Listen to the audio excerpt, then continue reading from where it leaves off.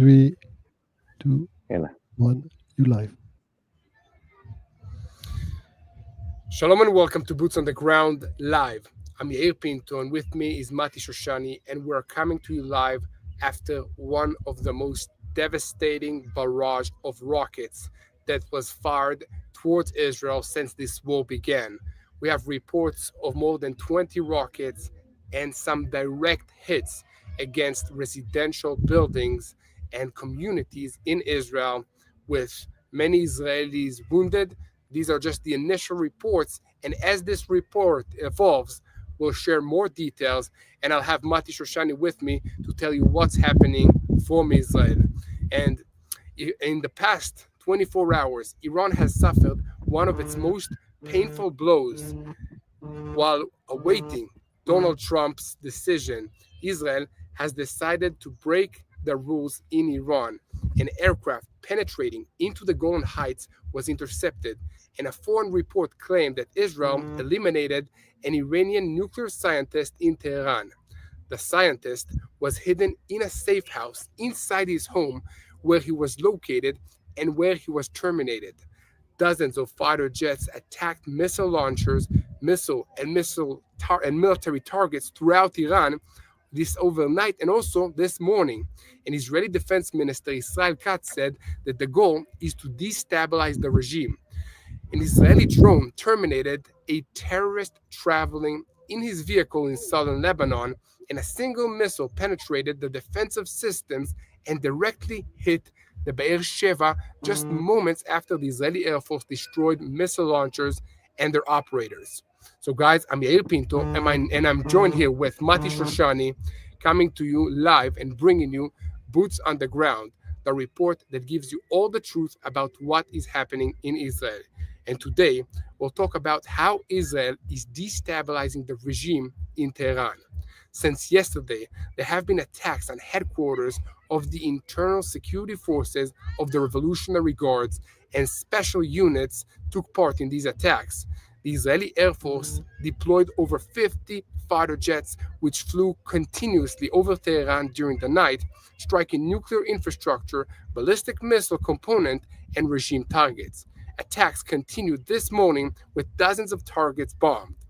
The IDF also began targeting the special forces and internal security headquarters, and overnight, the Air Force struck the heart of Iran's missile program.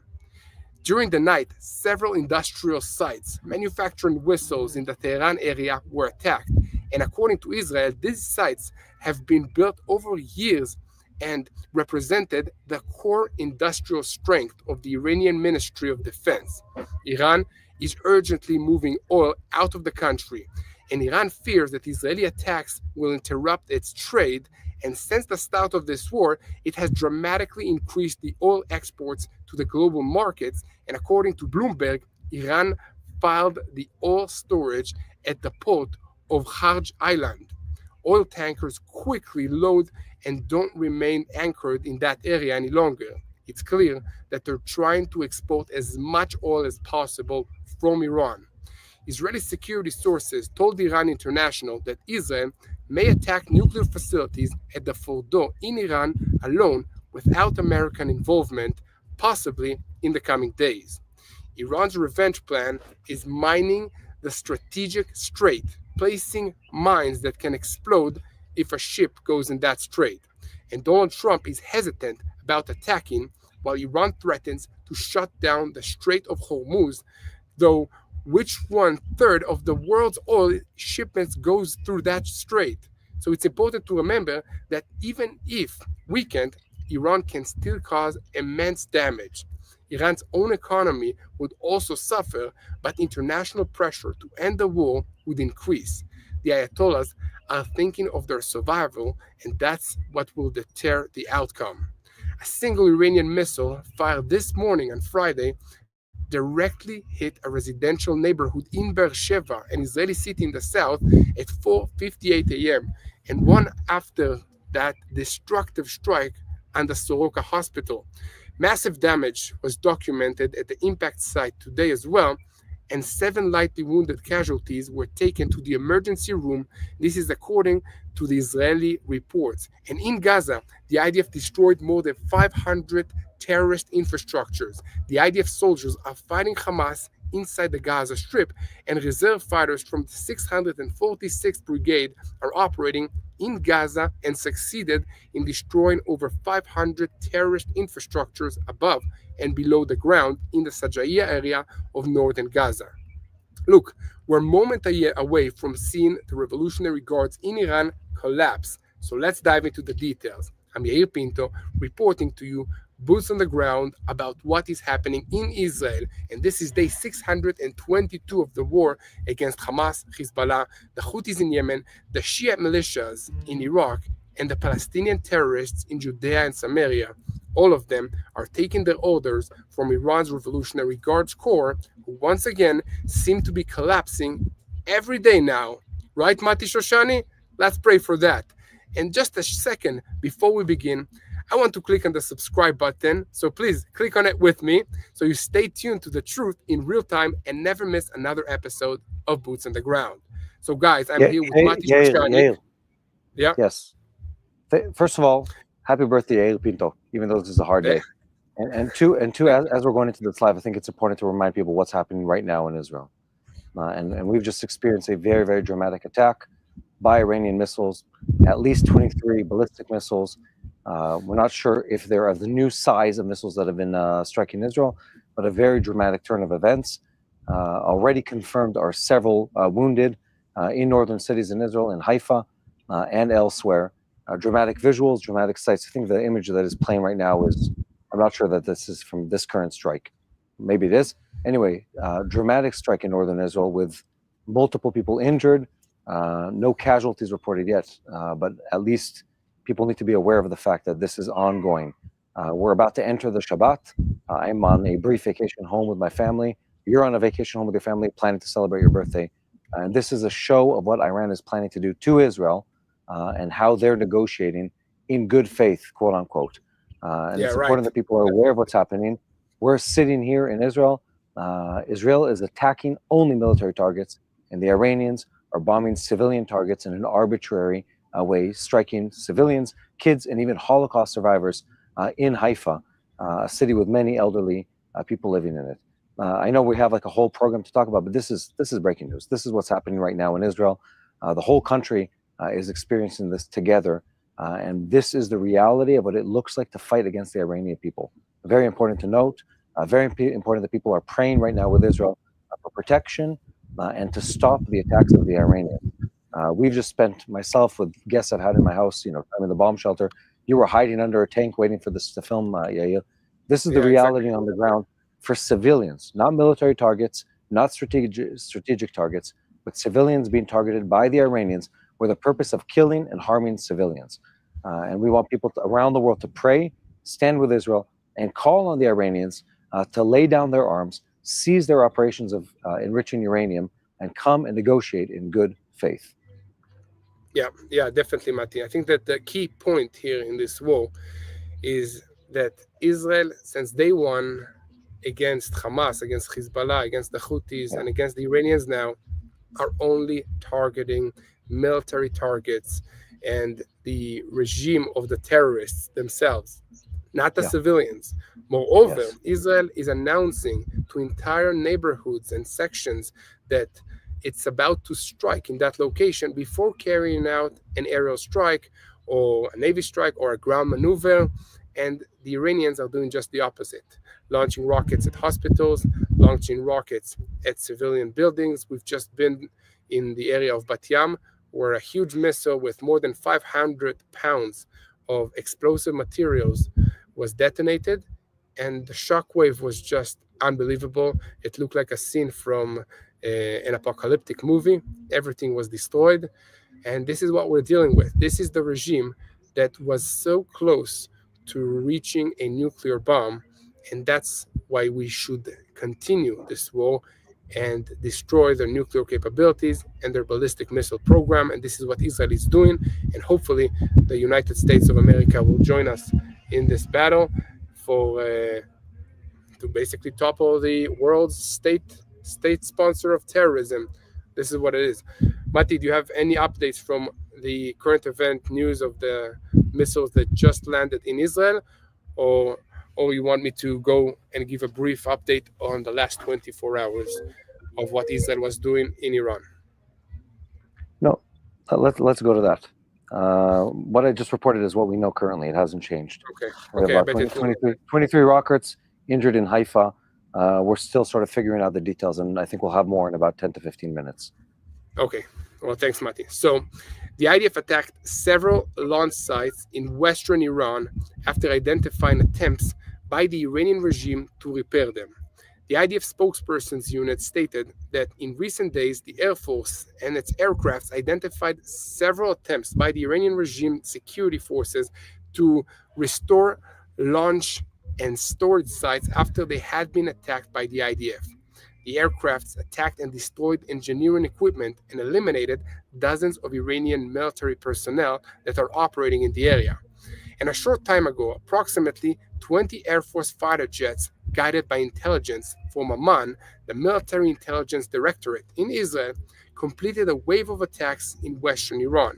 In all of these attacks, surface-to-surface missile infrastructures and Iranian military personnel were targeted. The Air Force aircrafts identified movements of trucks that were carrying surface-to-surface missile packs and attacked them as they reached their launch positions. And last night, the Air Force fighter jets, guided by precision intelligence from the Intelligence Directorate of Israel, attacked dozens of military targets in Tehran and other areas throughout the Islamic Republic of Iran, employing over 100 munitions. As part of this wave of attacks and the broader IDF actions aimed at damaging the Iranian regime's nuclear weapons program, the nuclear reactor near Arak, including its containment buildings, which is a central component of plutonium production, was attacked. The construction of the reactor began in 1997, but was never completed due to international interventions.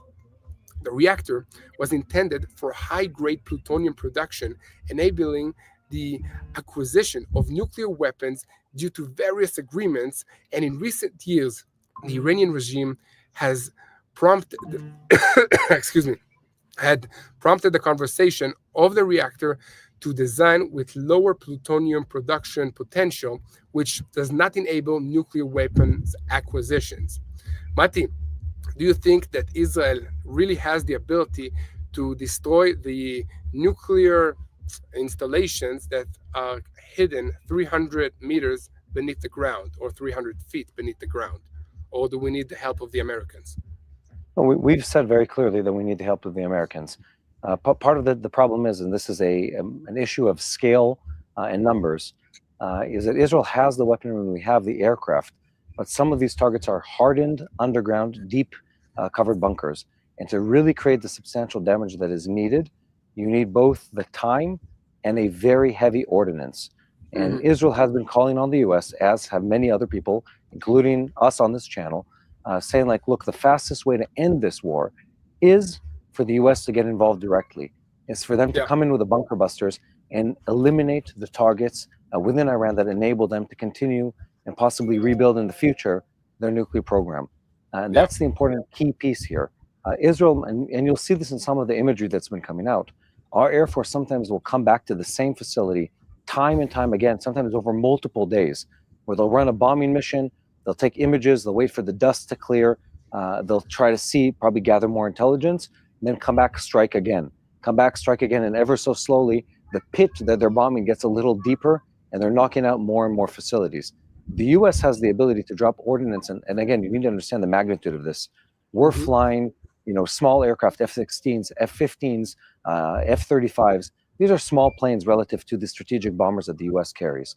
Those strategic bombers carry bombs that are the size of, a small school bus.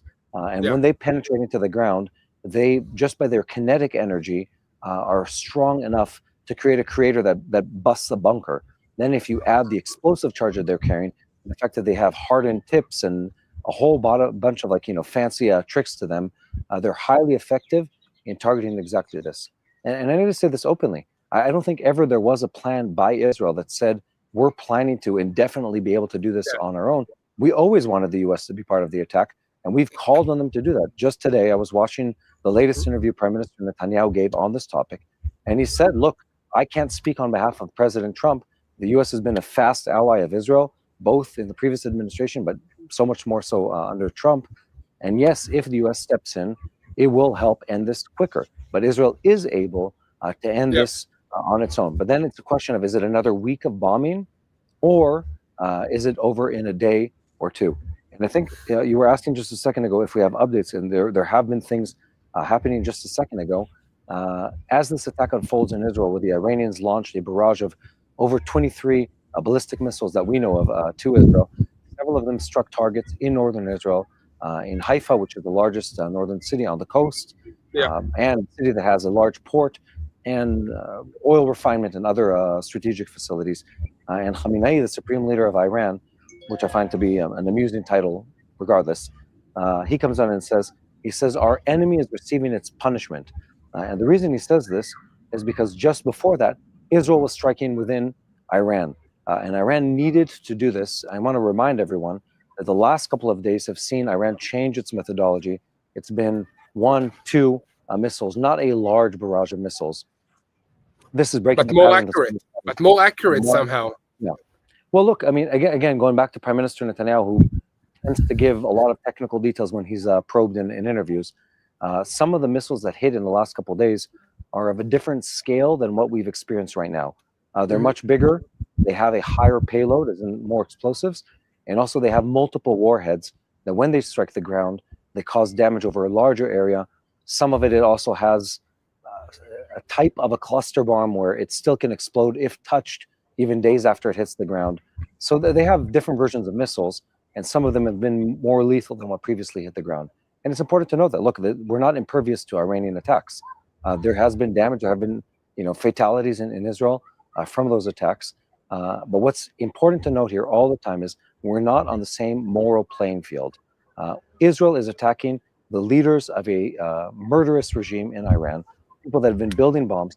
And some people say this, and I think it's important to note, oh, look, the heads of the nuclear program, well, they're just scientists. No, they're not. These scientists have gone on record saying multiple times that every man, woman, and child in Israel deserves to die in the hands of their nuclear program because they chose not to leave Israel. Those are the words of the previous leader of the Iranian nuclear program, who's thankfully no longer among the no longer with us anymore, like many of their previous leaders. He left the chat group, as we like to say. Anyway, so has left the conversation. He's left the conversation. Look, this is what the Iranians are doing. Israel is doing strategic surgical attacks against military installations, against individuals who are arch murderers, who are arch terrorists, and have done this for decades. The Iranians are looking to cause maximum fatalities in the civilian population in Israel. And they're targeting city centers. They're targeting high-rise buildings that have very, very dense population within them. That's what they're trying to do in this country. We're not playing the same game when it comes to morality. We're going after strategic targets. We want them to stop trying to murder us and break the oath that they've made to destroy the people of Israel. And they're doing something entirely different. They're trying to kill the civilian population of Israel and scare it. And to remind everyone, more than 23 ballistic rockets struck Israel just minutes before we went live on this broadcast. Both of us were seeking shelter as the barrage was taking place. And we know of confirmed landings of these bombs in Israel, specifically in Haifa, a northern city in the country, and multiple injured already. We don't have any casualties beyond that, but multiple injured people already. Exactly, Mati. Let me go back to the updates of the Israeli offensive against Iran on this war. And if we have more updates, feel free to interrupt and let us know. This is very important to see what is evolving. And guys, please keep praying for the peace of Jerusalem. Keep praying for those that were harmed by this recent rocket attack from Iran. And make sure to subscribe to stay updated with what's happening in Israel and with TBN Israel updates, boots on the ground style. On the 8th day of the war against Iran, the IDF issued a warning overnight between Thursday and Friday. This warning was to the residents of the village Kalesh Telsan in Iran amidst the missile launches towards Israel. A missile was launched towards the Negev region and it was intercepted. A fragment caused a fire in a parking lot. And over the past day, 2 barrages were fired towards northern Israel from Hadera northward. These are Israeli central cities. And another barrage of more than 20 missiles from Iran towards central Israel in the morning hours. Damage was caused to Soroka Hospital in Sheva, as we said, and to buildings in Tel Aviv, in Holon, in Ramat Gan.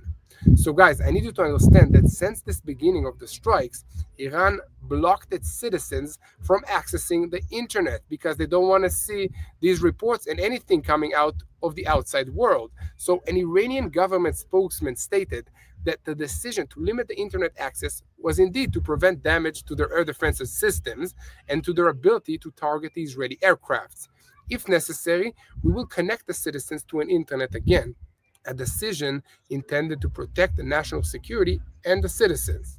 And right now, I'm being informed about reports in Iran that an Israeli drone struck in central Tehran. So, Mati, I want to turn to you for a moment. What do you think? You think that the IDF isn't stopping? Are the Iranians close to collapse, or do they have more missiles and more weaponry to launch at us? What's going to happen next? Both. Israel has been attacking Iran nonstop, and we have a declared goal that has been publicly reported and repeated by our government, stating that our goal here, excuse me, is to destabilize the Iranian government, not to hurt the Iranian people. Our government has clearly said the Iranian people are not our enemy. By the way, most of them are supporters more of Israel than they are of the regime that controls Iran. Iran are they're hostages of the revolutionary government, the radical Islamic government that rules them. And more importantly, Israel has said publicly, we're not attacking the people of Iran, we're attacking the government of Iran. We're going to continue to do so until they're or destabilized or they completely give up their desire and their attempts to reach a nuclear bomb. And they've been doing so for multiple decades under many different hiding places, fake companies. They've been spending a fortune doing this time and time again. And importantly, Israel is continuing to attack. And we've said we will. We've said we're going to continue to destabilize them with or without the help of others. We have a lot of weaponry. We have many advanced weapon systems. And we're able, and I say this pridefully, I guess, we're able to extract of those weapon systems, of the aging F-16s and the F-15s and all the retrofitted systems that we put in them, we're able to make them do things that no other army is able to do. And we've created and achieved air dominance over the skies of Iran. And we've done so for multiple days in a very short window of time. Just to remind people, the Russian army, which is an enormous army, which was considered to be before the war in Ukraine, the second strongest in the world, they've been fighting a war in Ukraine for over 3 years. And they still haven't achieved full air dominance of the Ukrainian airspace. Israel did it in a matter of 24 hours over the skies of Iran. That's how fast and how effective the army was. And Iran is going to continue to attack. They've made it very clear what their goals are. They're unbelievably unhappy with what we've done to them. This isn't just a battle of how many strikes can you make or land grab, because this isn't a traditional war in the sense of trying to take over land or overwhelm or destroy an enemy. Israel is trying to eliminate a nuclear program and the symbols of the government in Iran, not the parliament, but the symbols of the revolutionary government, the facility of the IRGC, the Iranian Revolutionary Guard Corps, the hiding places of executives and leaders and generals whose entire career is designed to bring an end to the people of Israel, the land of Israel, and our way of life and our faith system. That's what they're geared towards. And Israel is saying we have to stop that because it's an existential threat to us. And Iran on the other side are saying two things. One, they're saying we're not planning to give up our nuclear program. And essentially Israel needs to keep beating them into the ground until they do, because there seems to be no other alternative. And the other part of that is the Iranians need to regain face. They've lost an incredible amount of respect and an incredible amount of perception of their power and their influence under these Israeli strikes. Every Arabic speaker, every Parsi speaker around the world has seen the images of Israeli jet fighters flying unhindered through the Iranian airspace, time and time again. And we've done so, well, with impunity.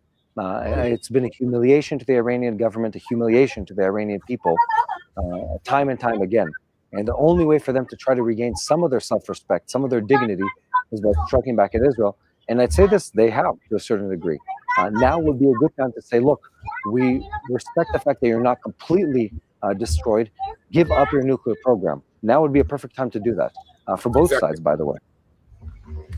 Yeah, definitely, Mati. And we're just receiving updates that the Iranians are claiming that they launched their missiles and hit an Israeli TV network. Of course, these are not official reports, but these are Iranians' claims. Okay, guys, so please help us and continue sharing and spreading the truth. You can do that by following us, by letting friends know what's happening in Israel, and most importantly, by praying and also by hitting that subscribe button.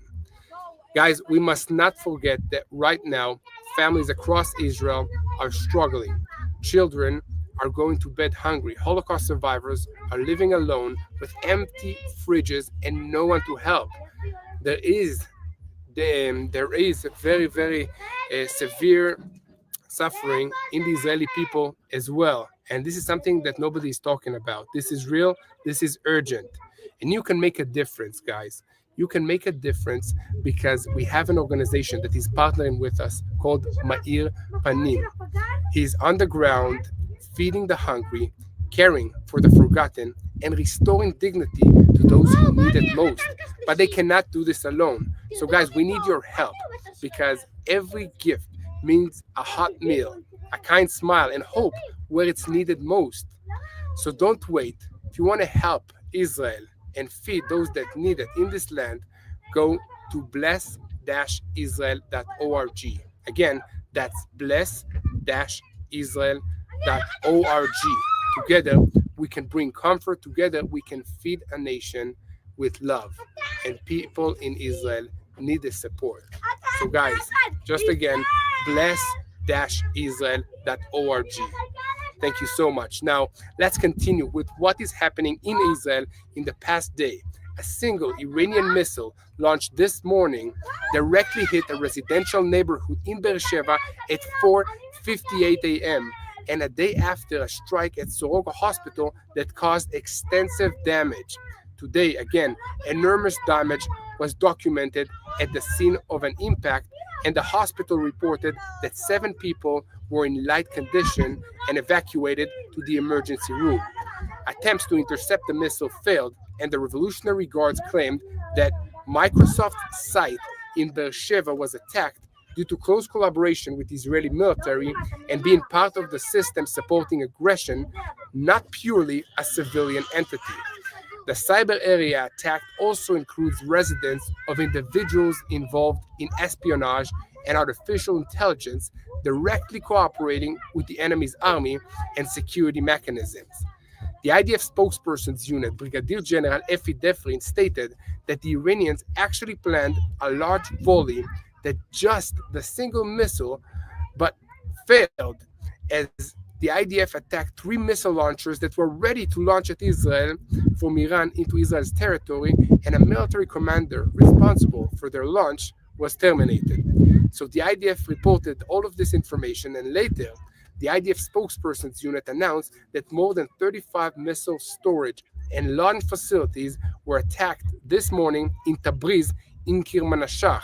So Mati, I wanted to tell you that in recent days, while you were serving in the reserves of the IDF and protecting our country, especially in the area of Judea and Samaria, our team went out to see the points of impact. The episode will be aired soon. I'm talking about Bat Yam. This is the city that was hit by a direct missile with 500 kilograms of explosive materials. Listen, Iran has simply lost control, and it seems that the regime there is aiming for places as populated and crowded with civilians as possible. What do you say? Is this a strategy, or they're just firing indiscriminately? No, this is clearly a strategy, and Iran has said this. And again, I was quoting this. I've been reading a lot in recent weeks over exactly what the Iranian government says about the people of Israel, because there's this perception in certain countries and certain people who watch the wrong news outlets and are not subscribed to TBN Israel. Hint, hint. Anyway, some people get the wrong story. Not yet subscribed to TBN Israel, because they should subscribe to TBN Israel. What these people miss is the fact that the Iranian government is abundantly truthful and open about their intentions. And this isn't like a unique event where it's only the supreme leader and maybe his close circle that are saying these things. It's throughout the government, all the way down to the people working on the nuclear program and the missile program. These people aren't saying what we're trying to do is build a better Iran, or what we're trying to do is eliminate a threat that is posed against us. They say openly, this is people working on the nuclear program, people with PhDs in astrophysics, people with PhDs in science, in science fields. These people are saying messages that are radical, Islamic, and hateful against the people of Israel. And they openly state, our goal is to destroy the people of Israel and their way of life. It isn't anecdotal where they accidentally strike civilians. It's the exact opposite. They intentionally try to hit civilians. I was just quoting a few minutes ago, the Israeli weekend newspapers are covering all the sort of the executives of the Iranian nuclear program and IRGC that have been eliminated. And some of these people, you listen to what they've said over the years. They don't sound like scientists and they don't sound like executives. They sound like, insane Terrorists. dictators. Yeah, exactly. They sound like, we're as bad as Hamas. Things like She's pretty bad. It's like saying as bad as Hitler. It's not. It's like there isn't much worse than that in this world. Yeah, no, it's as bad as it gets. These people say openly, every child, woman, elderly person, toddler in Israel deserves to die, and they're working towards that goal. The goal isn't to beat Israel on a military game. It isn't to gain points in diplomacy or in geopolitics. Their goal, as stated by the country and as supported by countless individuals in leadership in Iranian people, in the Iranian government, is to destroy every living Jew and specifically those in Israel. And when they're done doing that, it's not that they're done and they're going to go back to planting flower beds and living a peaceful life. They openly state, our goal is to bring down the Western way of life. Our goal is to end Judeo-Christian values. Our goal is to take away the freedoms that countless people around the world have fought for centuries. That is their goal. The reason they're doing that, is because their religion is diametrically opposed to our way of life and our faith. Yair, by the way, I don't know if you can see the comments that are popping up on the screen, but a lot of people are wishing you happy birthday. I'm sure you've had happier birthdays, but it is a good day nonetheless. Actually, it's one of my best birthdays. I'm really happy. To reach my age, which guys, do you know how old I am? Guess in the comments. I wanna see what you think, how old I am, and we'll get back to that in a few minutes. But yeah, definitely, I'm really happy to be alive here, and I believe that this is an amazing time to be part of the IDF, to be part of Israel that is making history that will change the face of the region, the face of the world, because we are now tackling the world's state sponsor of terrorism. This country is disrupting maritime shipments, is funding terrorist groups all across the Middle East, and is destabilizing this region. And hopefully, with the Islamic Republic removed from the picture, we can have peace in this region. And this is what I wish for my birthday, amongst other things, like that you subscribe to this YouTube channel. Just kidding. You don't have to. I wish you that on this birthday you have other goals aside from subscribers on YouTube. But look at to get back to our topic. 109. I see 109. Mati, do I look 109? No, someone 42. Said 30. Someone said 42. 34. 34. Getting closer. 28. Thank you. I'll take that. 41. 41. That's Mati. No, I'm not 41 anymore. I just turned 42. Yair. Okay. 45. That's insulting. 36. Yeah, tell people at home how old you are. Okay, I'm 38. I'm 38 today. 38. Yeah. I have 3 little girls. 2 little girls and 1 little boy. But I think the last 2 years though, yeah, and I don't say this jokingly, I feel like they should count as dog years. The last 2 years. 7 years each, at least, with all that we went through. I feel like on an emotional and a spiritual level, I mean, they've been good in the opportunities for growth. Let's put it that way. If you want to put a positive spin on it, we've had many opportunities for growth in the last couple of years. I feel like I'm back in reserves. I'm on a quick break at home right now.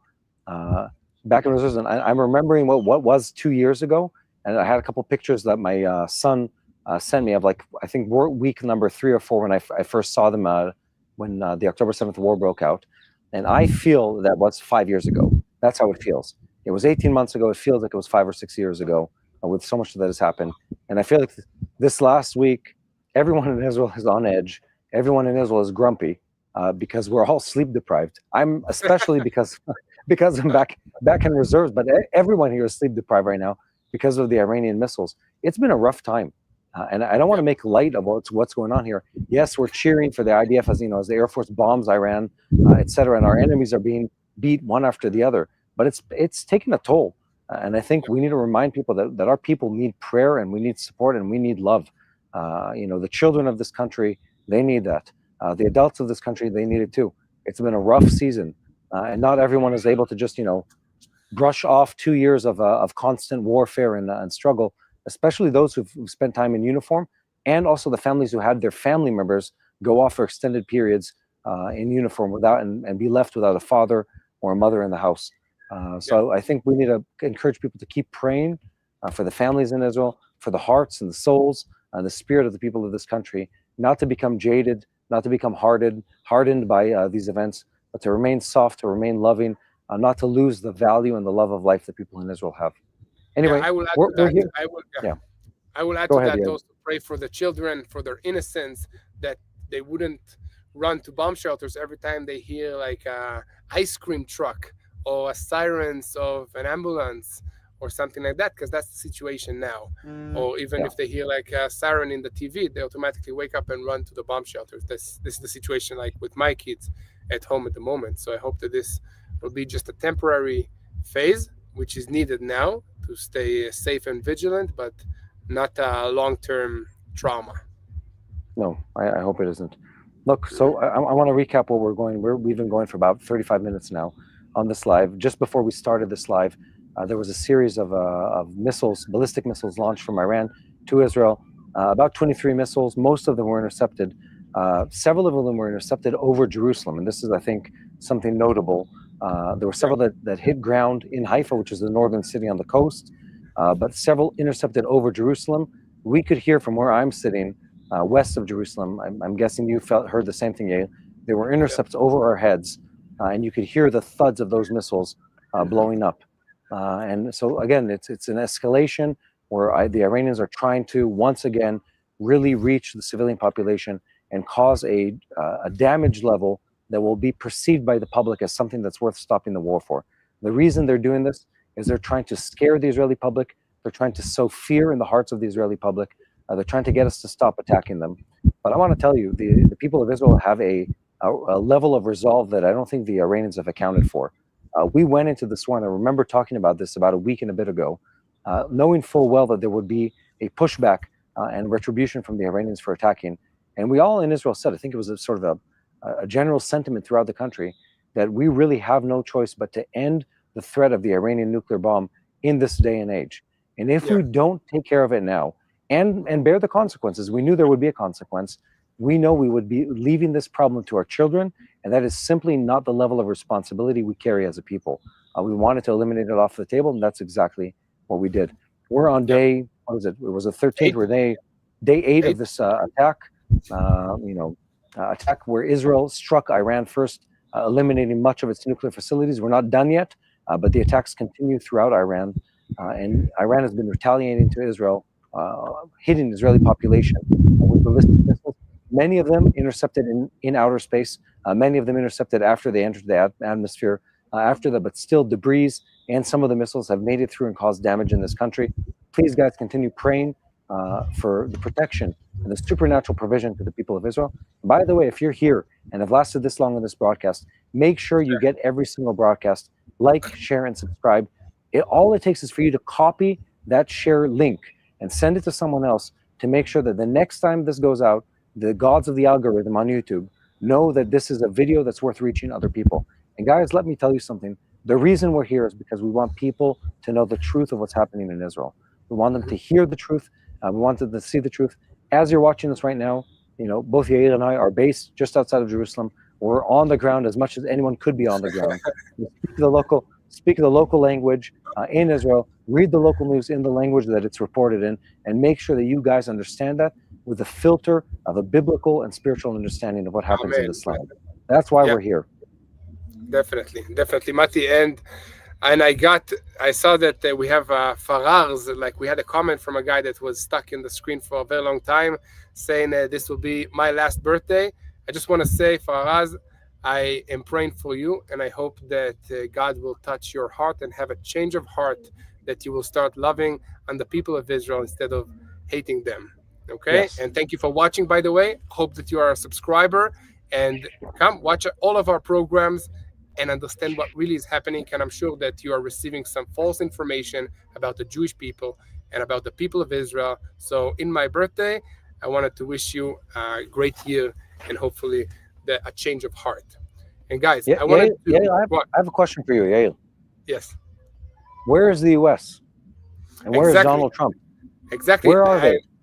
I want them here with us on the ground, and they look like their forces are moving closer and closer into this region with more and more aircraft carrier and strategic bombers, but still no decision. I'm sure that the pilots of the United States are just waiting on their seats on standby, wanting to join Moshe, Yitzhak, and the Israeli pilots, and also the female pilots, Sarah, and whatever the names are, which is classified. So I'm just inventing names here, carrying all these attacks against the Iranians. So guys, let's go and brief on what is happening with the United States and the president, Donald Trump. So US President Donald Trump continues to debate whether to join Israel in striking Iran's nuclear facilities, and the Islamic Republic hopes to deter him from such a move. And in recent days, they have threatened not only missiles and drone attacks against American forces in the Middle East, but also dramatic step of closing the Strait of Hormuz, which is the strategic strait connecting the Persian Gulf to the Indian Ocean, which would immediately cause a spike in global oil and gas prices. Such a threat, for example, was made 2 days ago by an Iranian source quoted in the Qatari newspaper El Arabiya El Jadid, claiming that Iran has planned additional steps that would carry out if the confrontation escalates into a full-scale war and the United States joins the campaign. There are prepared plans for closing the Strait of Hormuz and preventing the flow of oil through it.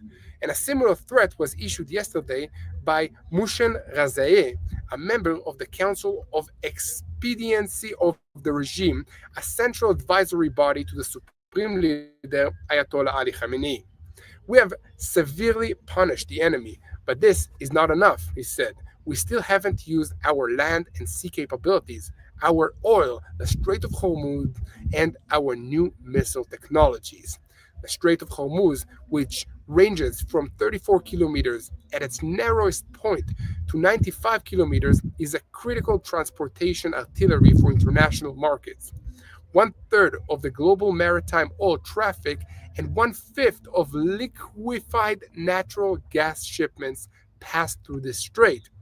Blocking this maritime route would be expected, as noted, to sharply spike the global fuel and the energy markets and the prices, and a spike that Iran could leverage to pressure the world to end this war, especially considering the particular sensitivity in the United States towards rapid oil prices fluctuations. Israel, although destroying many of Iran's strategic military capabilities, has focused primarily on nuclear and missile sites and so far has not attacked Iran's naval forces. A report last night in the New York Times noted that Iran continues to maintain the naval assets required to disrupt trafficking through the Strait of Hormuz by laying sea mines. And such a move, American military officials who spoke to the paper warned, could endanger the United States naval forces stationed on the Persian Gulf. And according to these officials, recent discussions at the White House have included the need to prepare for such a possibility. So, two sources in the American defense establishment told the Times that blocking the Strait of Hormuz by Iran could isolate the United States Navy minesweepers, warships specifically designed to clear sea mines, and trap them on one side of the Persian Gulf. According to them, The United States military is now examining the distribution of its naval vessels into the Gulf to reduce their exposure to attacks. And retired United States General Joseph Votel, former commander of the U.S. Central Command, and retired Vice Admiral Kevin Donigan, former commander of the United States Naval Forces in the Middle East, both told the Times that Iran indeed has the operational capability to lay mines in the Strait of Hormuz, effectively blocking it, and they stated that such a move would enable Iran to exert international pressure on Israel to end the war. However, Vice Admiral Donegan emphasized that such a move would inevitably trigger a massive military response from the United States and would severely damage the already flattering economy of the Islamic Republic, meaning terrible economy, all at all. Basically, the Iranian currency is at an all-time low. So, Mati Shoshani, tell me, why is the West so afraid of toppling this regime? Does it seem like they would fear such an evil entity disappearing, or what's their cause for fearing destroying Iran? I'll give you a tip. It's over here. Money. Money. It's Yeah. always about the money, huh? Well, look, the world works on economy, and it moves around economy. And what I think we live in this day where we buy things in the supermarket. We don't really have to think about where things come from, where goods come from, where cars come from, where food comes from. In the global economy we live in, most of the things we use to make this live broadcast, to watch this live broadcast, to put on clothes in the morning, to wash ourselves in the shower, most of those goods, or many of them, have traveled across the world multiple times while being manufactured. The higher tech they are, let's say a cell phone, computers, etc. Many of these components are made around the world and sometimes move back and forth multiple times. It gets more complicated when you're talking about cars, airplanes, etc. So the global economy relies on safe passage through many areas. And surprisingly, possibly to some people, most of that passage still is done by sea. Sea freight is still by far the cheapest way to move things around the world, especially when you're talking long distances, especially when you're trying to connect the gap between, let's say, Southeast Asia and the west coast of the United States, or Southeast Asia and Europe. And therefore, a lot of the global trade goes through straits. And there are books written about these kind of things, but really when you look at the empires of the past, especially anything that's a maritime empire, it's being able to control the straits through which naval warfare is conducted and through which trade is done. Think about the Mediterranean, Gibraltar. It's sort of like this, choke point over the entire Mediterranean. Think about the Suez Canal. Again, Israel went to war over it. Egypt went to war over it. Being able to control that passageway is worth both money and control. And in the Arabian Sea and the Red Sea, you have the Bab el-Mandab Straits and the Hormuz Straits. And those two straits, one, the Hormuz is by Iran, and through it is traveling a lot of the oil traveling overseas. So Saudi oil, Emirati oil, Qatari oil, Iranian oil, by the way, and natural gas. All of them are going through the Straits of Hormuz. And anytime that's destabilized, bang, oil prices around the world go up. But then it gets more complicated. The Iranians also have the ability to disrupt naval trade when it goes through the Bab el-Mandab Straits. Bab el-Mandab is on the other side of the Saudi peninsula, going towards where Yemen is based, sandwiched against Africa. And if you can chokehold that part of it, if you can chokehold that passageway, now you're preventing ships from getting to the Suez Canal. So you're damaging the economy of the Egyptians. You're making ships that wanted to get to the Mediterranean and via the Mediterranean get to Israel, Europe, Greece, or maybe even through that and get to the UK or Scandinavia. What you're making them do now is go all the way around the Horn of Africa. And that is expensive, that is time consuming, that burns a whole lot of fuel.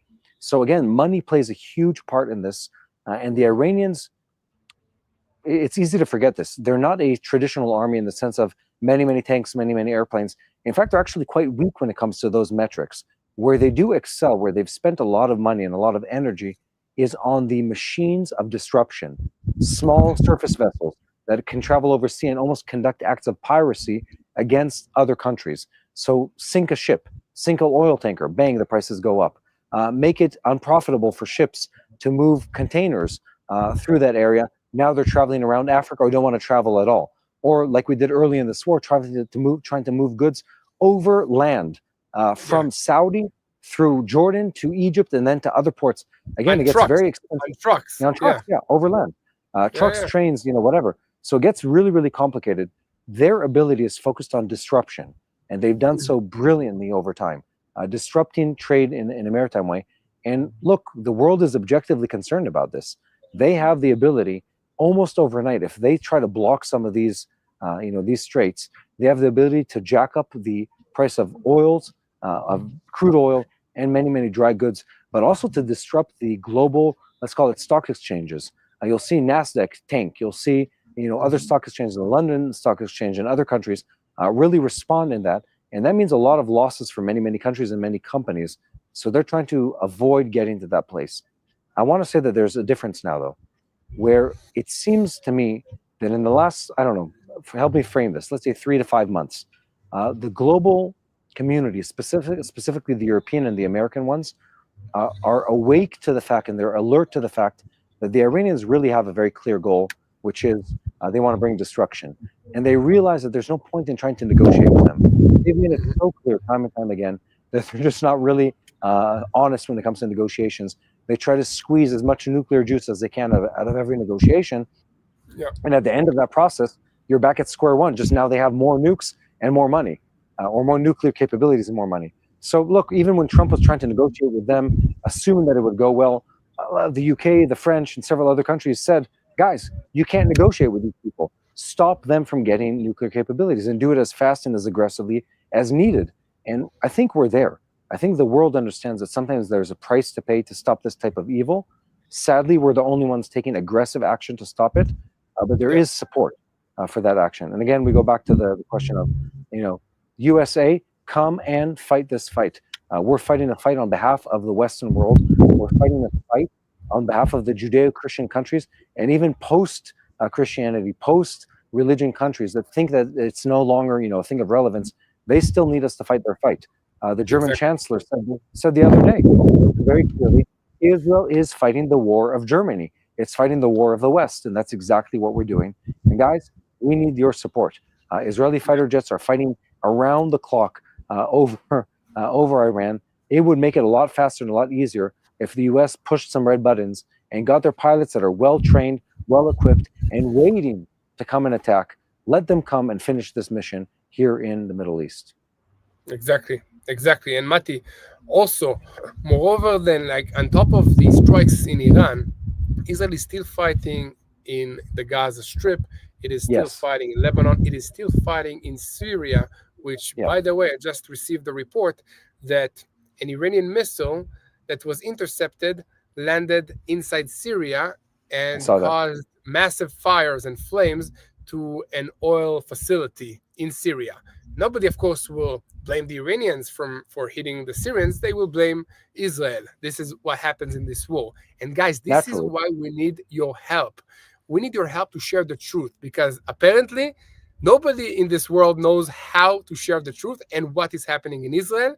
That's why we, the Israelis, Mati Shoshani, myself, we speak Hebrew. We are part of the IDF.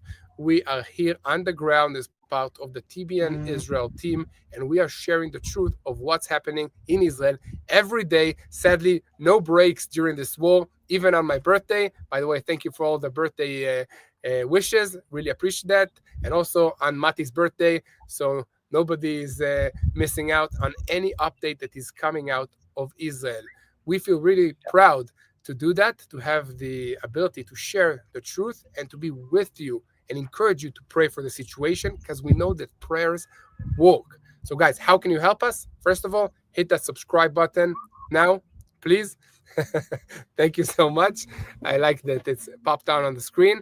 And now let me give you an update about what's happening in the Gaza Strip, because the war there is still ongoing. We still have hostages. And for the first time since the beginning of the fourth round and the ground maneuver, the IDF forces are once again working to conquer the village of Jabalia after having already conquered it 3 times before.